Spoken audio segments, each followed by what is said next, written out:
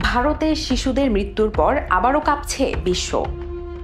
ছোট্ট শিশুদের জন্য তৈরি 3টি কফ সিরাপে পাওয়া গেছে প্রাণঘাতী বিষাক্ত উপাদান। বিশ্ব স্বাস্থ্য সংস্থা WHO জারি করেছে জরুরি সতর্কতা। WHO জানিয়েছে ভারতে তৈরি 3টি কফ সিরাপে পাওয়া গেছে ভয়ঙ্কর রাসায়নিক ডাইথাইলিন গ্লাইকল। এটি একটি শিল্প কারখানায় ব্যবহৃত বিষাক্ত দ্রাবক। এই উপাদান শরীরে প্রবেশ করলে কিডনি বিকল হয়ে মৃত্যু পর্যন্ত হতে পারে। দূষিত হিসেবে শনাক্ত হয়েছে 3টি ব্র্যান্ড: শ্রেসান ফার্মাসিউটিক্যালসের কোল্ড্রিফ, রেডনেক্স ফার্মার রেস প্রিফ্রেশ টিআর এবং শেপ ফার্মার রিলাইফ। ভারতের মধ্যপ্রদেশ রাজ্যের ছিন্দওয়াড়া জেলায় কয়েক সপ্তাহ আগে হঠাৎ একের পর এক শিশু অসুস্থ হয়ে পড়ে। মাত্র কয়েক দিনের ব্যবধানে মারা যায় অন্তত 19 শিশু, যাদের বয়স 1 থেকে 6 বছরের মধ্যে। প্রথমে ধারণা করা হয় হয়তো পানির সমস্যা, হয়তো মশাবাহিত কোনো ভাইরাস, কিন্তু পরে তদন্তে প্রকাশ পায় ভয়ঙ্কর সত্য।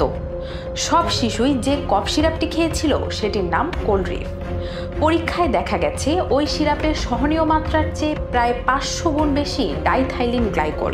পরীক্ষার রিপোর্টে বলা হয়েছে কোল্ড্রিফ সিরাপে ছিল 48.6% ডাইথাইলিন গ্লাইকল। এটি একটি রাসায়নিক যা সাধারণত পেইন্ট, প্লাস্টিক বা শিল্প দ্রাবকে ব্যবহৃত হয়, ঔষধে নয়।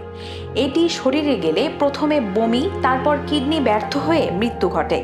শুধু মধ্যপ্রদেশ নয়, পাশের রাজস্থানেও 2 শিশুর মৃত্যু হয়েছে একই ধরনের কফ সিরাপ খেয়ে। ভারতের ওষুধ নিয়ন্ত্রণ কর্তৃপক্ষ CDACও জানিয়েছে এই কফ সিরাপগুলো এখন পর্যন্ত দেশের বাইরে রপ্তানি করা হয়নি। তবে WHO বলছে যে কোনো দেশ যদি এই ওষুধগুলো ব্যবহার করে থাকে সঙ্গে সঙ্গে তা বন্ধ করতে হবে। এটাই প্রথম নয়, এর আগেও ভারতের তৈরি কফ সিরাপ নিয়ে হয়েছে ভয়ঙ্কর কেলেঙ্কারি। 2023 সালে গাম্বিয়ায় 70 শিশু, উজবেকিস্তানে 18 শিশু আর 2019 সালে জম্মু কাশ্মীরে 12 শিশুর মৃত্যু হয়েছিল একই কারণে।